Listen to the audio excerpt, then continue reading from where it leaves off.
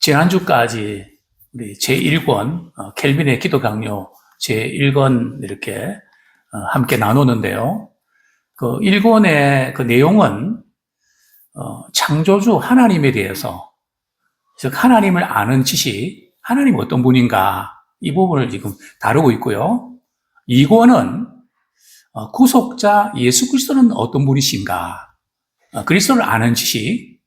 그 다음에 제3권은 성령 하나님, 그러니까 사도신경의 순서를 따르고 있습니다. 그리고 이제 제4권은 교회에 대해서 또 국가에 대해서 다루고 있는데, 우리 제1권 우리 그동안 공부한 걸 좀 정리하면 총 1권은 18장까지 되어 있는데요. 1장부터 5장까지는 하나님을 아는 지식에 대해서. 근데 하나님을 아는 지식은 어디서 우리가 알 수 있죠? 우리 성경에, 그죠? 6장부터 9장까지는 성경 말씀 속에서 하나님 어떤 분이신지를 우리가 알아가야 되고요. 그리고 성경 속에서 하나님은 어떤 존재시죠?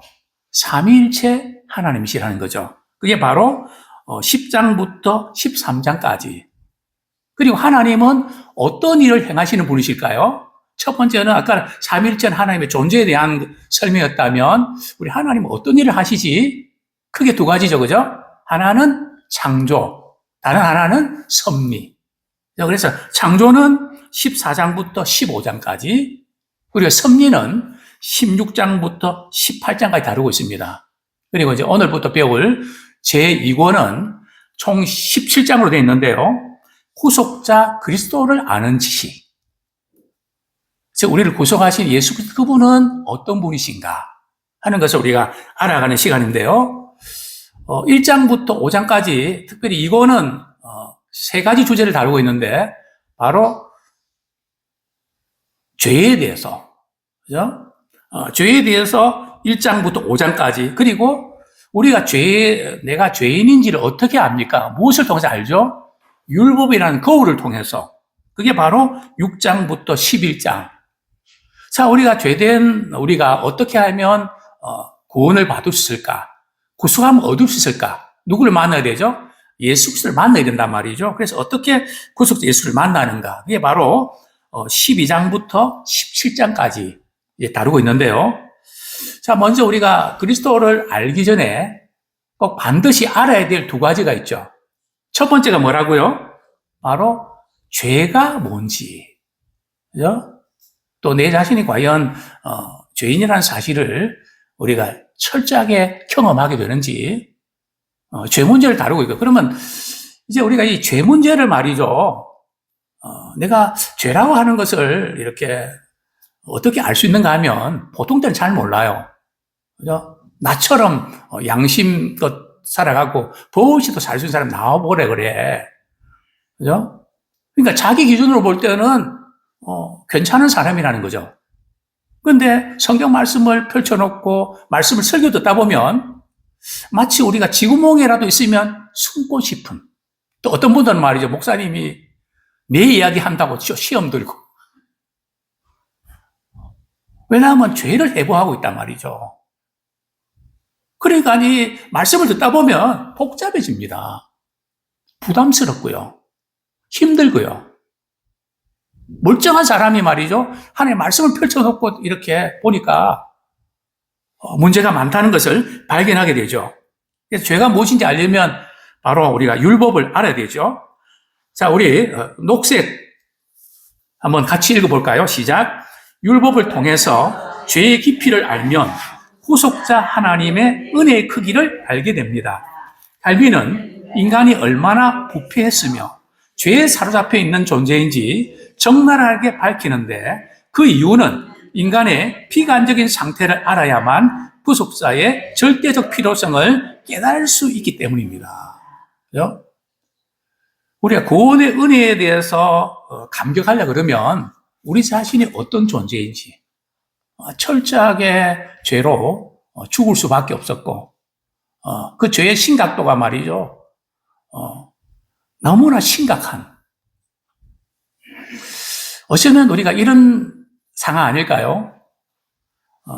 우리 장아찌 좋아하세요?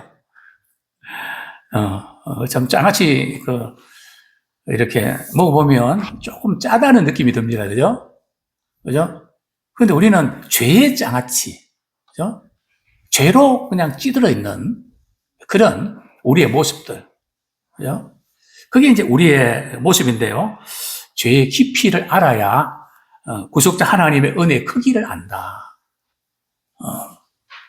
굉장히 중요한 그런 대목이죠. 그래서 인간이 얼마나 부패했는지, 얼마나 죄에 사로잡혀서 꼼짝달싹 못하는지 참 괜찮은 사람 같긴 한데 한번 해보해 보면 문제가 심각한 것을 우리는 보게 되는데요. 그래서 우리는 인간의 비관적인 상태, 우리 스스로 우리가 생각하면 비관적일 수밖에 없죠. 내 자신을 바라보고 나는 왜 이렇지?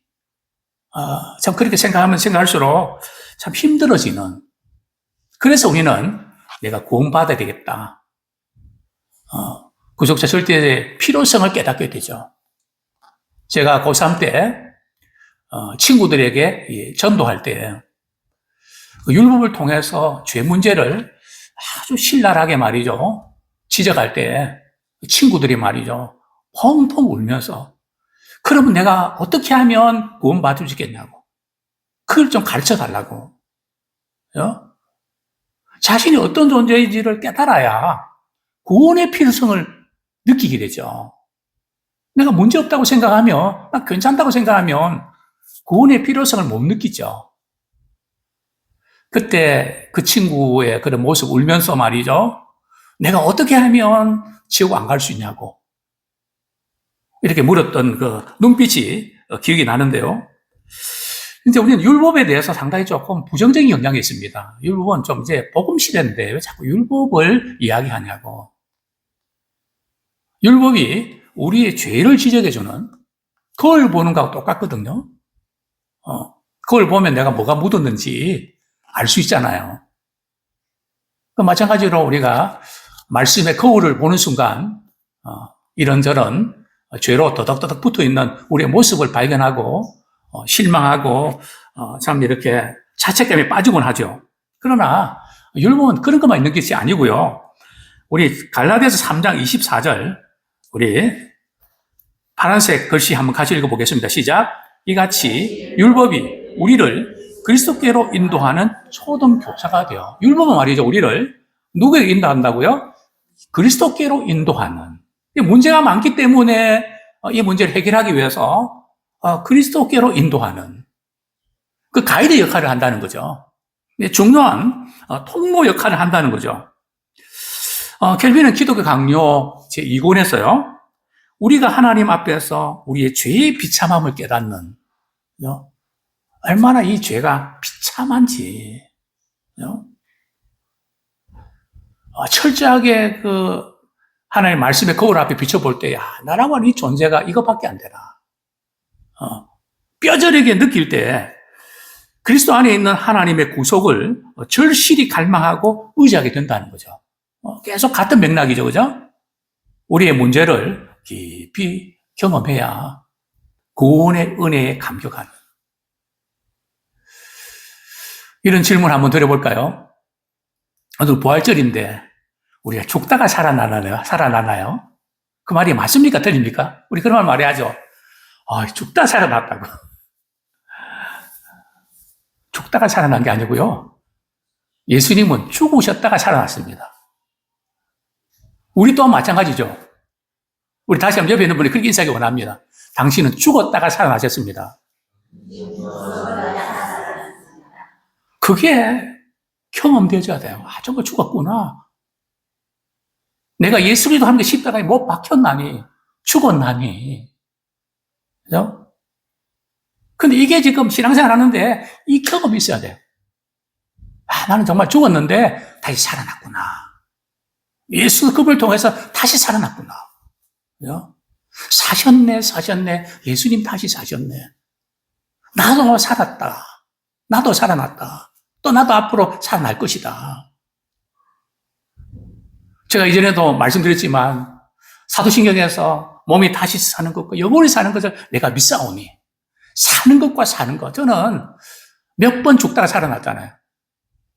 죽다가 살아난 거 죽었다가 살아났죠. 예? 그러니까 이 산다고 하는 살아났다는 것에 대한 감격과 전율이 있습니다. 우리 매일매일이 죽었다가 살아나는 거 아닌가요? 오늘도 죽었다가 살아나신 걸 축하합니다. 매일매일이 부활의 사건을 우리가 경험하고 있거든요. 켈빈은 인간이 자기 이해를 잘해야 되거든. 내가 누군가. 그것은 하나님을 아는 지식 안에서 우리가 내가 누군지를 정확하게 간파할 수 있다는 겁니다. 자기 이해. 하나는 자기에 대한 그릇된 지식과 바른 지식으로 구성되어 있다는 거죠. 얼마나 많은 분들이 자기 자신에 대해서 잘못된 지식을 갖고 있다는 거죠. 바른 지식을 갖고 있어야 되는데. 제가 이 코카콜라 말이죠. 병으로 된 거 아시죠? 그걸 하나 좀 이렇게 가지고 오려고 해도 요즘 그거 안 팔더라고요. 처음부터 캔 아니면 뭐 이렇게. 그죠? 목사님, 요즘 그런 거 안 팔아요. 갖다 놓고 말이죠. 코카콜라를 보시면서 지금 없는데 있다고 치고요. 그걸 보면서 무엇이 보입니까? 물었을 때 옛날에 코카콜라 그 병 보이시죠? 뭐가 보이시죠? 예, 우리 박형근 권사님 막 이게 코카콜라 이런 굴곡, 그죠? 생긴 아름다움, 벌써 이 손이 다르네요. 또 뭐가 보이시죠?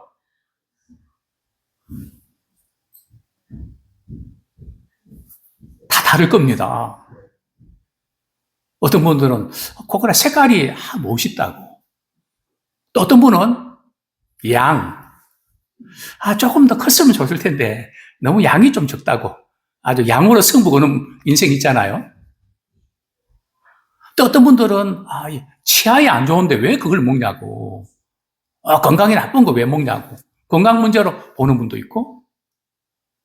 똑같은 것을 보는데도 보이는 게 다르단 말이죠. 신앙생활도 마찬가지입니다. 오늘 아까 우리 강목사님 말씀하셨죠. 부활하신 주님과 같이 대화 나누면서도 우리가 가려 안 보였다 그랬잖아요. 우리는 골라서 보거든요. 그게 신앙은 영적으로 눈이 열려야 됩니다. 성령께서 우리 가운데 역사하실 때에 말씀이 열리고 영적 세계가 보여지는 그런 은혜를 경험하기 원합니다. 특별히 우리는 두 가지입니다. 우리 자기 자신에 대한 지식과 이해는, 하나는 창조된 하나님의 형상은 어떤 모습일까? 우리는 최고의 걸작품이다 그러잖아요. 두 번째는 말이죠. 타락한 인간의 모습은 비참하잖아요. 목사님들 설교를 들어보면 두 가지 계속 반복됩니다. 어떤 경우는 설교 들을 때에 산 꼭대기에 올라간 느낌이에요. 우리는 부족하지만 예수님 십자가 지심으로 우리가 구원받아서 우리는 하나님의 형상을 회복하셨습니다. 당신은 사랑받기 위해 태어난 존재고 최고의 걸작품입니다. 하나님은 당신을 사랑하십니다. 이런 설교를 들으면 말이죠. 우리가 산 꼭대기에 올라간 느낌입니다. 그런데 어떤 때는 말이죠. 믿는 그리스도인에서 이렇게 살면 되겠습니까? 말씀 앞에 비춰볼 때 얼마나 비참한지. 우리의 존재가 이게 뭡니까? 때로는 주눅이 들기도 하고 골짜기에 팍 떨어지는 느낌. 그래서 어떤 때는 산꼭대기에 올라갔다. 어떤 때는 골짜기에 떨어졌다가 계속 반복을 하는 겁니다. 왜 그렇죠? 우리는 창조되기 이전에는 하나님의 형상으로 만들어진 존재고 또 우리가 타락한 우리 인간의 모습은 비참하고 나만 왜 이런가? 그리스도인들 가운데도 분명히 부활신앙을 갖고 있다고 하지만 하나님 자녀라고 하지만 계속 비참한 상태로 떨어진단 말이죠. 왜 자신의 모습을 바라보면서 거기에 속으면 안 돼요. 그래서 예수님이 우리 위해서 십자가에 죽으시고 구원해 놓으셨는데 물론 우리의 과거에 그런 존재는 인정해야 되지만 그래서 이 두 가지를 우리가 바로 알고 바로 적용할 줄 알아야 됩니다. 그렇지 아니하면 우리는 굉장한 문제가 생기죠. 우리는 이런 죄로 비참해졌지만 예수님의 믿음으로 그 하나님의 형상이 회복됐단 말이죠. 회복됐는데 자꾸 비참한 쪽으로 한단 말이죠. 우리 옆에 있는 분 그렇게 한번 인사하기 원합니다. 더 이상 비참하게 살지 맙시다.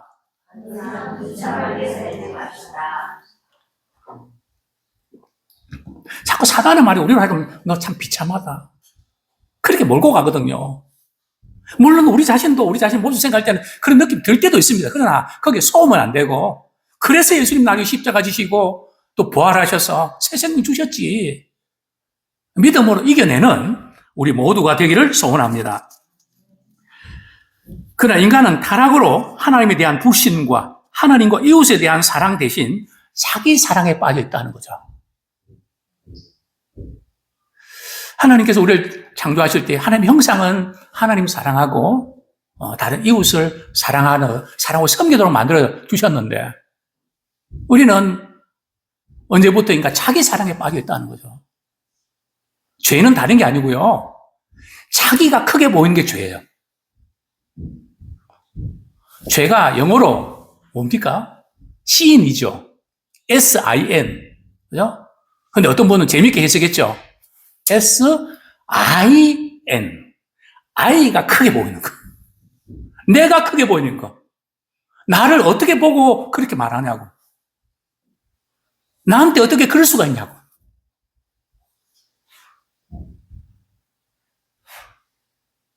아담이 죄를 지은 것도 바로 그런 하나님같이 내가 되고 싶은, 그것이 죄의 근원이라는 거죠.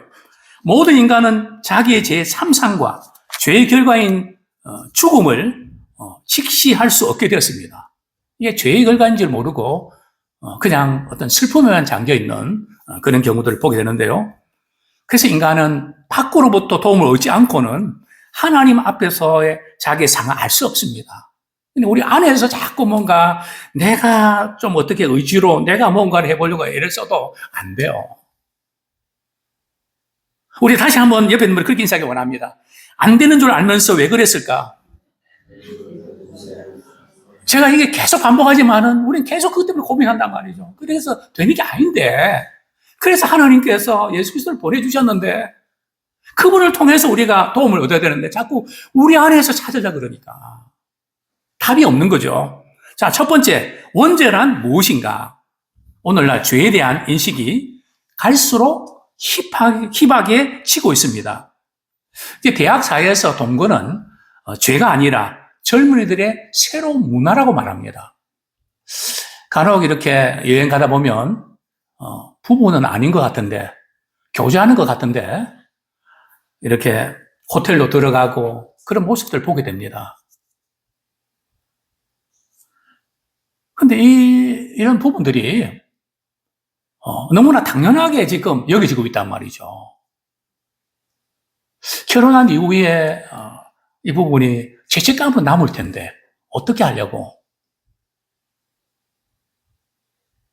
오늘날 우리 여대생들 핸드백에 보면 콘돔 같은 게 많이 보이는, 우리 딸들도 예외 아닙니다. 지금 이게 지금 문화란 말이죠.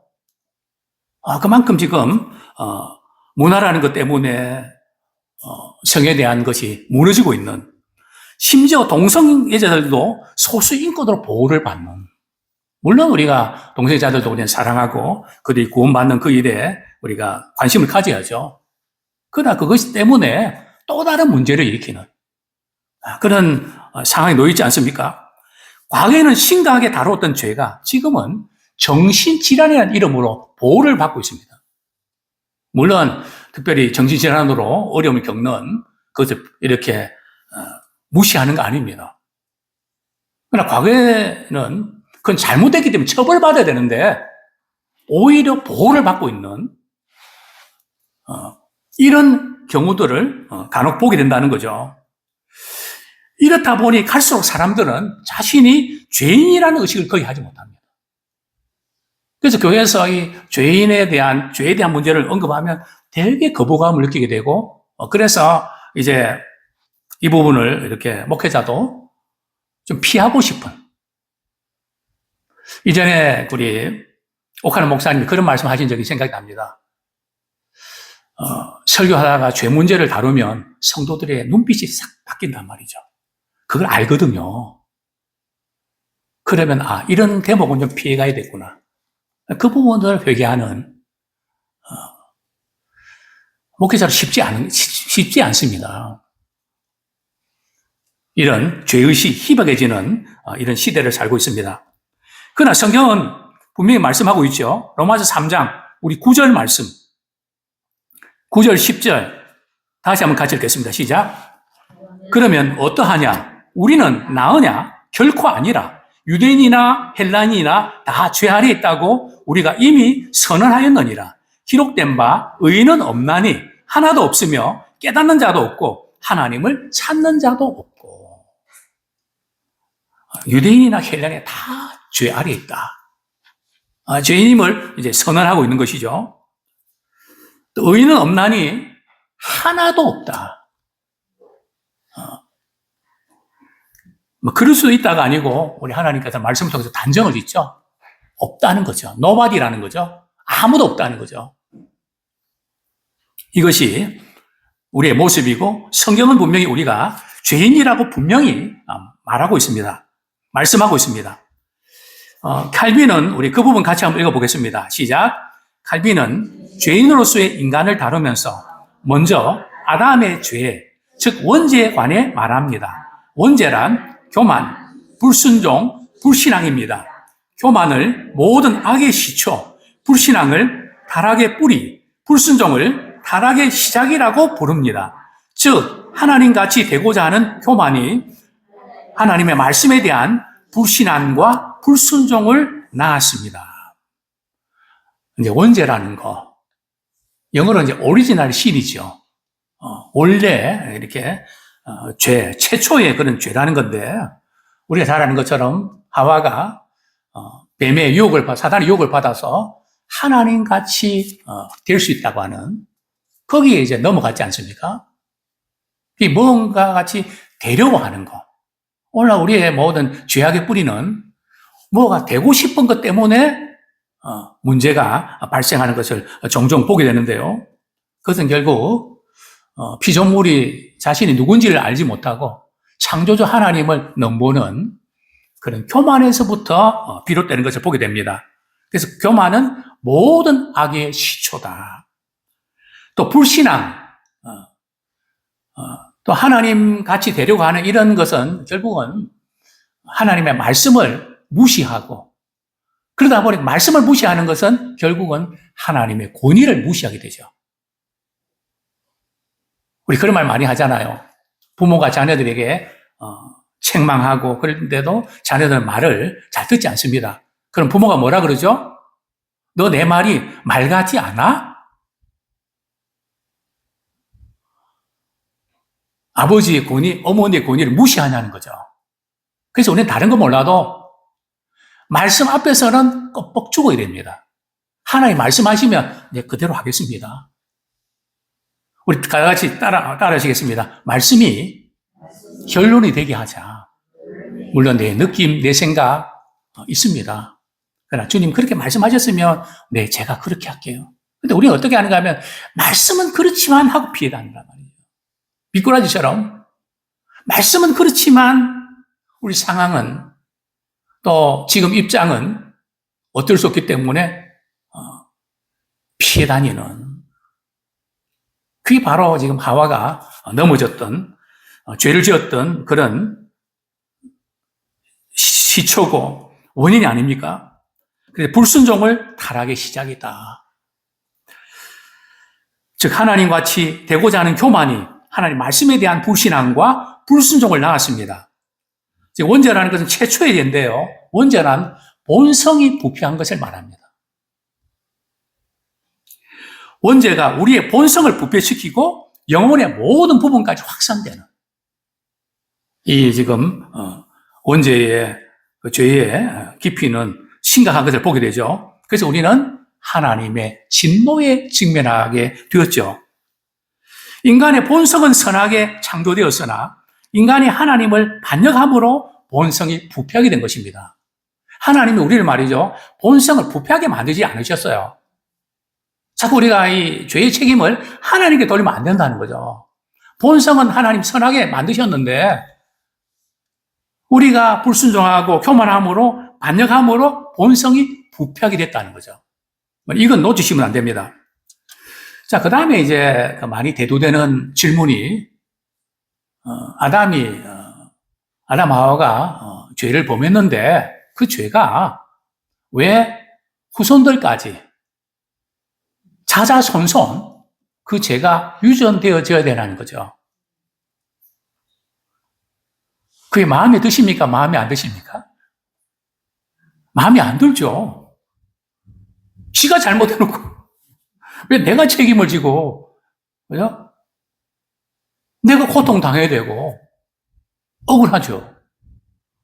그것만 보면 그렇습니다. 그래서 이제 펠라기오스라는 사람 말이죠. 이게 못마땅한 거죠. 그래서 이렇게 주장했죠. 왜 아담의 죄를 지었는데 왜 후손들까지 피해를 봐야 합니까? 하고 반박을 합니다. 그래서 이렇게 주장하죠. 죄는 유전되는 게 아니고 모방하는 것 뿐이다. 부모가 죄를 지으니까 자녀들도 그렇게 모방해서 죄를 짓는 것이지 그 죄 자체가 유전되는 것은 아니다. 어떻습니까?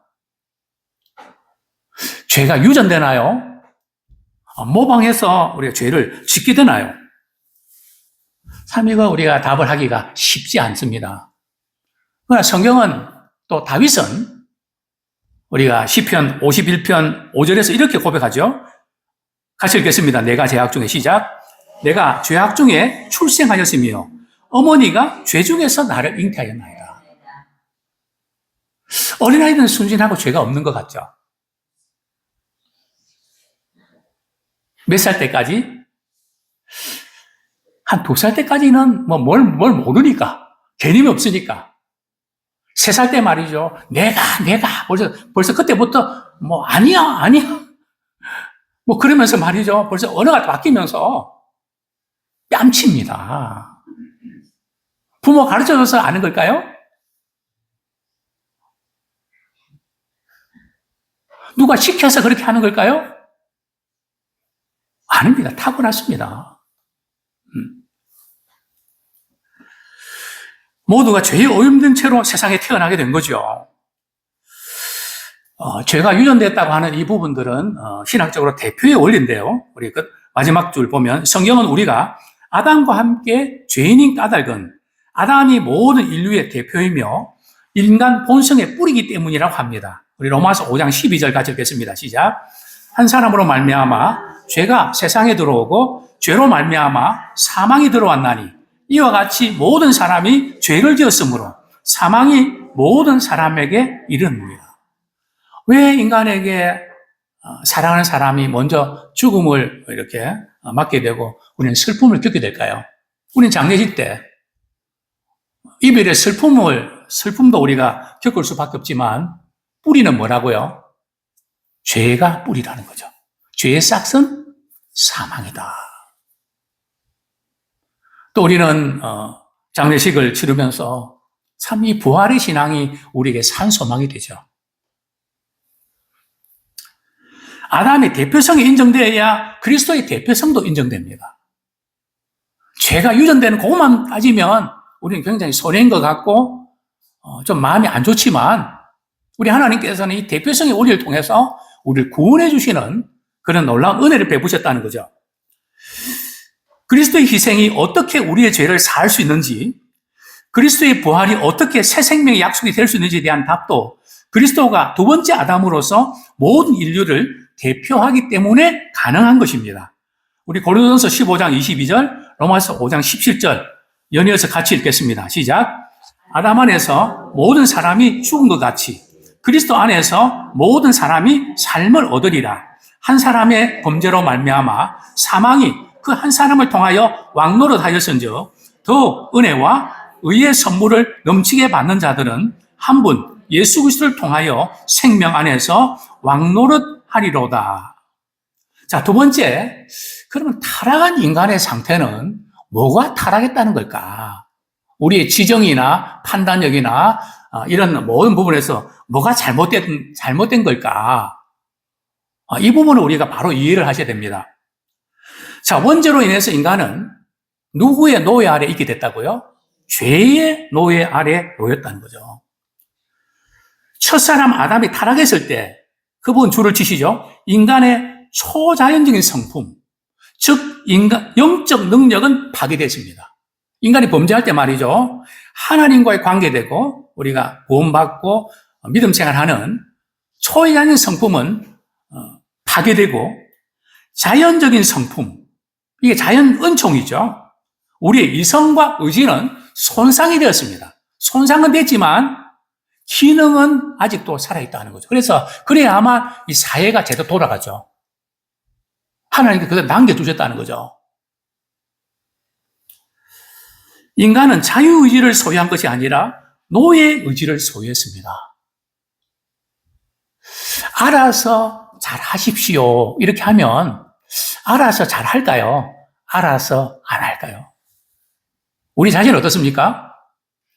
의지에 맡겨서 알아서 잘 하라 그러면 잘 하는 편입니까? 알아서 잘 안 하는 편입니까? 알아서 잘 안 하게 됐습니다. 해야 된다는 게 알지만 잘 안 된단 말이죠. 이게 우리 신앙의 과정이기도 합니다. 한 가지 분명히 해야 될 것이 있는데 타락으로 부패한 인간은 자신의 의지로 죄를 짓는 것이지 억지로 혹은 강제로 죄를 짓는 것은 아닙니다. 우리가 노예 의지를 갖고 있으니까 뭐 죄를 짓도록 만들어져 있다는 거죠. 그건 아닙니다. 우리는 얼마든지 우리의 이제 의지로 죄의 소원은 다스릴 수 있고 죄에 빠질 수도 있습니다. 그러나 우리는 이 노예 의지이기 때문에 어느 쪽으로 한다고요?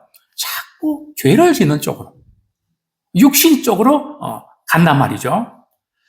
절대 외부의 강요에 의한 것이 아니고 자신의 정욕에서부터 욕심 때문에 죄를 짓게 된다는 것이죠. 자, 인간이 전적으로 타락했다는 것은 같이 한번 읽겠습니다. 시작. 인간이 전적으로 타락했다는 것은 인문과학과 사회과학, 예술, 자연과 가정과 사회와 국가의 번영 등 빛나는 문화활동과 사회생활, 나아가서 역사 참여를 할 수 없다는 의미가 아니라 구원과 하나님의 계시된 뜻을 수행할 수 없다는 뜻에서 인간의 전적 타락을 말합니다. 이걸 바로 이해하셔야 돼요. 인간의 전적 타락은 우리 하나님을 알아가고 말씀을 깨닫고 은혜 안에 거하는, 구원받는 이 부분에 대해서는 치명적인 이렇게 타락과 부패가 일어났는데 하나님께서 우리가 자연과학이라든지 일반 은총에서 의술이라는 이런 모든 부분들은 그대로 하나님 두셨다는 거예요. 왜요? 그래야 사회가 돌아가잖아요. 그러니까 안 믿는 사람들이 어떤 때는 믿는 사람들보다 이런 부분에서는 훨씬 더 앞설 수가 있습니다. 잘할 수가 있다는 거죠. 그거 보고 우리 신앙이 헷갈리시면 안 된다는 거죠. 이 부분을 바로 우리가 정립하는 게 필요합니다. 사도 바울은 이렇게 토로하죠. 같이 한번 읽겠습니다. 내가 원하는 바 시작. 내가 원하는 바 선은 행하지 아니하고 도리어 원하지 아니하는 바 악을 행하는도다. 만일 내가 원하지 아니하는 그것을 하면 이를 행하는 자는 내가 아니오 내 속에 거하는 죄니라. 그러므로 내가 한 법을 깨달았노니 곧 선을 행하기 원하는 나에게 악이 함께 있는 것이로다. 사도 바울이 예수 믿기 전에 이런 갈등이 있었을까요? 그렇지 않습니다. 예수 믿고 난 이후에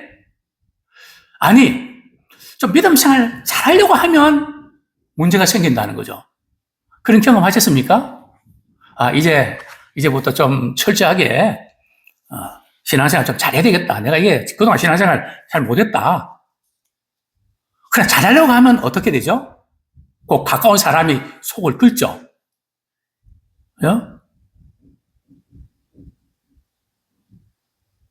원하는 바는 하지 못하고 원치 않는 걸 자꾸 하도록 자꾸 만들어 간단 말이죠.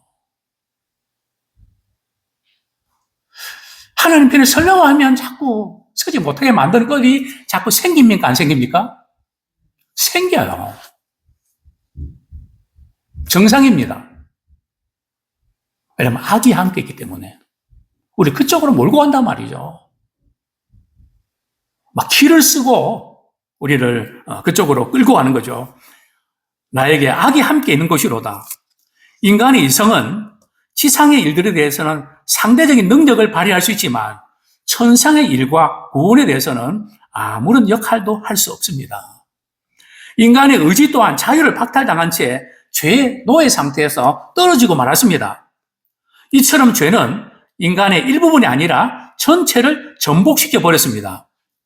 왜 사람이 좀처럼 바뀌지 않는지 아십니까? 인간은 부분적으로 고쳐서 수레해서 될 일이 아니에요. 새로 고쳐야 됩니다. 이 거듭났다는 게 그런 게 아닙니까? 간혹 가전제품 이제 수리할 때 냉장고가 고장이 났습니다. 그럼 기사가 오죠. 저는 물어봅니다. 수리비가 얼마 들죠? 얼마 드는데요? 한 20만 원 드는데요? 새 거는 얼마죠? 새 거는 그래도 뭐 몇십만 원 더 주셔야 되는데요. 이거 하나 고쳤다고 괜찮을까요? 그럼 기사 말합니다. 다른 부분도 또 고쳐야 될지도 모릅니다. 그러나 이렇게 그래도 새 거 사는 돈 드니까 그건 감안하시고 수리하시면 좋겠습니다.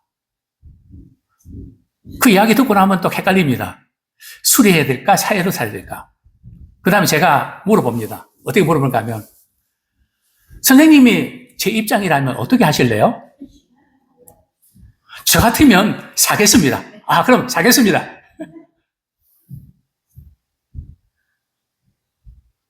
수리 가능합니까? 중고차 수리 나면 엄청 돈 들어가는 것처럼 우리는 수리가 안 돼요. 예수님을 믿음으로 말미암아 거듭나야지. 그렇지 않으면 아무리 우리가 애를 써도 안 된다는 거죠. 근본적인 변화가 일어나야 된다는 거죠. 하나님의 은혜가 인간 본성을 치료하고 교정하지 아니하면 안 된다는 거죠. 또 인간의 원죄는 자범죄로 또 이렇게 이어집니다. 아담만 죄를 지어서 우리가 죄인이 아니고요. 우리도 끊임없는 생각, 말, 행동을 통해서 끊임없이 죄를 짓습니다. 하루에 몇 번 죄를 지을까요? 어떤 분은 1000개 이상의 죄를 짓는데요. 물론 이것은 말이나 생각이나 마음까지도. 하루에 3가지만 죄를 짓는다면 한 달이면 몇 개 죄를 짓습니까? 한 100개쯤 되잖아요. 한 달이면요? 3000개. 1년이면요? 적어도 3만. 점과 2범, 3범, 4범도 대단한 건데 우리는 3만 번 이상. 거기다 나이 곱하기 엄청나죠. 도저히 우리 힘으로는 구원받을 만한 자격이 없는 그런 모습을 우리는 뼈저리게 느끼게 됩니다. 우리 갈라디아서 우리 5장 19절 보면 성경은 부패한 본성은 계속해서 육체에 열면 죄를 만들어내는데, 죄를 생산해내는데, 간음, 우상숭배, 도둑질, 미움, 살인, 투기. 우리 예레미야는 이렇게 언급하고 있습니다. 예레미야 17장 9절 같이 읽겠습니다. 시작. 사람이 마음이 만물보다 거짓되고 심히 부패했다. 또 그 입술에는 같이 읽겠습니다. 시작. 그 입술에는 독사의 독이 있고 그 입에는 저주와 악독이 가득합니다. 그 발에는 피 흘리는데 빠릅니다. 물론 어떤 경우들은 착해 보이고 선해 보이기도 합니다. 왜 그럴까요? 죄에 이렇게 진액이 올라오지만 그것을 억제하는 사람들이 보기 때문에. 내가 지금 직분을 받았는데 내가 목회자인데 또 누구 체면 때문에 그를 꼭 누르고 있는 것 뿐이지 하나님께서 잠깐이라도 말이죠. 이렇게 손을 떼시면 그게 올라온단 말이죠. 우리 가정에서도 늘 그렇지 않습니까? 자, 우리 분홍색 박스 우리 같이 한번 읽겠습니다. 우리는 시작. 우리는 2가지 사실을 인정해야 합니다. 첫째, 우리의 본성은 철저히 타락하고 부패하였으며 따라서 하나님의 정죄를 받고 있다는 것입니다. 둘째, 이 부패한 본성은 마치 뜨거운 용광로가 불길과 불꽃을 뿜어내고 샘이 끊임없이 물을 뿜어내는 것 같아서 다른 죄악들을 생산해낸다는 사실입니다. 원죄는 의의 결핍만이 아니라 악의 생산을 의미합니다. 세 번째로 우리에게 필요한 것은 뭐라고요? 하나님의 은총뿐입니다. 우리가 죄의 노예에 이렇게 빠져 있는데 어떻게 벗어날 수 있을까요? 이 방법에 대해서 우리 철학자들과 중세 로마 카톨릭 신학자들이 다른데요. 철학자들은 인간의 이성이 우리를 선한 삶으로 인도할 능력을 지녔다 주장했죠. 이 서구의 이 철학 사조를 보면 크게 두 흐름이 있습니다. 첫 번째는 합리주의죠. 합리론. 우리 이성으로 우리가 판단하고 사람은 생각하는 존재니까 우리 이성으로 충분히 선과 악을 구분할 수 있고 판단할 수 있다. 그래서 합리주의로 가기도 하고요. 너무 머리로만 막 그렇게 이론적으로만 하니까 그거 너무 골치아프고 힘드니까 경험이 중요하다. 그냥 경험해야 되는 거지. 뭐 이론만 들어서 하면 뭐하냐. 그래서 어디로 갑니까? 경험주의로 가죠. 이게 계속 우리 신앙도 마찬가지입니다. 계속 그런 이 부분들이 계속 대두되는데 그러면서 그들은 우리의 감각은 믿을 게 못하고 우리의 이성은 우리를 바른 길로 인도한다는 거죠. 그러면서 이런 논리를 정리하는데요. 비록 저급한 감각이 인간을 유혹하고 선동하여 잘못된 길로 이끌려고 하지만 자유로운 선택의 능력을 지닌 의지를 통해 유혹을 물리치고 이성의 지도를 따를 수 있다는 것입니다. 이성은 유혹을 물리칠 만한 힘이 있나요? 철학자는 있다는 거죠. 그래서 우리는 우리 스스로 죄 문제 해결하고 의로워질 수 있다는 겁니다. 또 중세 로마 카톨릭 신학자들은 인간이 비록 죄로 인해서 타락했지만 감각만 부패했고 이성은 그대로 있다는 거죠. 거의 비슷한 맥락이죠. 감각이 문제지, 감정이 문제지 이성은 손상되지 않았다는 거죠. 그리고 의지 또한 손상되지 않았다. 그렇게 이들은 인간이 죄인이긴 하지만 이성에 순종하는 자유의지를 발휘해서 그래서 자유의지를 강조합니다. 내가 뭐 이렇게 해야 할 수 있다는 거죠.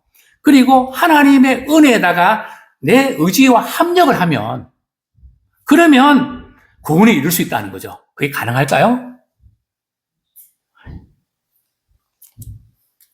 그들은 자유의지의 힘과 하나님의 은총을 뒤섞으려고 지도하지만 그런 혼합은 은총을 부패시킬 뿐입니다. 이런 시도는 마치 좋은 포도주에 흙탕물을 섞으면 어떻게 될까요? 인간의 의지는 죄의 족쇄에 매여있기 때문에 자유의지는 뭘 선택한다고요? 악한 것을 선택하고 악한 행동을 하게 됩니다. 자유의지는 정욕의 노예가 되었으므로 더 이상 의를 행할 수 있는 힘이 없습니다. 우리 빌립보서의 말씀 같이 한번 읽겠습니다. 시작. 너희 안에서 착한 일을 시작하신 이가 그리스도 예수의 날까지 이루실 줄을 우리는 확신하노라. 여기서 착한 일은 우리를 구원해 주시는, 그죠? 회개하고 하나님 자녀로 삼아 주시는 건데요. 그것을 하나님이 우리 속에 시작하셨다는 겁니다. 그리고 이루신다는 거죠. 하나님께서 우리의 마음 속에 의를 향한 사랑, 열망 및 열심을 불러일으킴으로 그의 선한 일을 우리 안에 시작하시고 보다 정확히 말하면 우리의 마음을 하나님의 의를 향해서 전향시키시고 형성시키시고 지도하심으로 그가 시작한 일을, 착한 일을 완성하십니다. 우리 성경 말씀, 우리 시편 119편 36절 말씀 우리 한번 찾아서 읽겠습니다. 시편 119편 36절.